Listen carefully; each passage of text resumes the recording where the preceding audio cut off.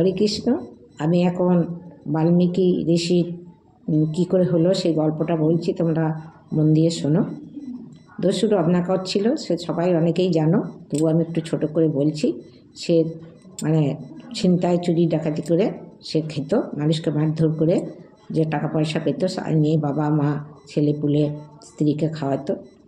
একদিন ভগবান নারদ মুনির দিকে পেরিয়ে যাচ্ছিলেন, পেরিয়ে যেতে নারদ মুনিকে ধরেছে। নারদ মুনিকে বলছে যা কিছু আছে দিয়ে দাও সব। বলছে হ্যাঁ, আমার যা কিছু আছে সব তোমাকে, সব সম্পদ তোমাকে দিয়ে দেবো। তো বলছে তা তুমি যে এতদিন চুরি ডাকাতি করলে তা সেই পাপ করেছো, সেই পাপের অংশীদার যাদেরকে খাইয়েছো তারা হবে কিনা জিজ্ঞেস করেছে। কেন হবে না, তাদেরকে তো আমি নিজে খাইয়েছি, তারা নিশ্চয়ই আমার এইসবের ভাগিদার হবে। বলছে বেশ তুমি জিজ্ঞেস করে এসে। বলছে না, আমি চালাকি করছেন, আমি যাবো আর আপনি পালাবেন। তো বলছে না, আমাকে গাছে বেঁধে রাখো। গাছে বেঁধে রেখে ও জিজ্ঞেস করতে গেছে।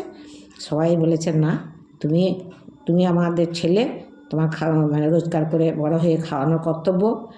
মানে বউ বলেছে তুমি আমার স্বামী, আমাকে রোজগার করে খাওয়ানোর কর্তব্য, তুমি কোথা থেকে পাপ করেছো না পূর্ণ করেছো আমাদের দেখা।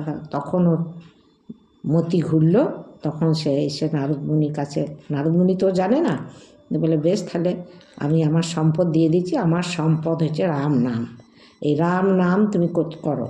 দিয়ে তখনও রাম নাম করতে বসলো, তবেই তুমি পাপ মুক্ত হবে। এমন মানে চ্যান্টিং করলো যে সে রুই ঢান্ডা হয়ে গেল। এবং কতদিন কত সময় নারদ মুনি কিন্তু কিছু বলে যায়নি, সে অদৃশ্য হয়ে গেল। পরে সেই রুই ডান্ডা থেকে যখন বেরোলো, সেই হলো বাল্মীকি ঋষি। এবং সেই এই বাল্মীকি ঋষি এই রামায়ণ রচনা করেছিলেন। আমি আগের গল্পটাতে বলেছি যে বাল্মীকি মুখ দিয়ে প্রথম যে শ্লোকটা বেরিয়েছিল সেটা আগের গল্পটাই বলেছি।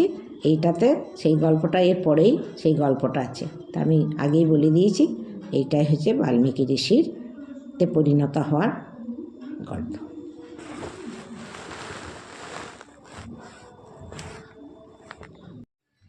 বাল্মীকি কথা হচ্ছে সংস্কৃত, বাল্মীকি কথা বাংলা অর্থ হচ্ছে রুই, রুই ধান্ডা যেটা আমরা বলি, সেটাই হচ্ছে বাল্মীকি।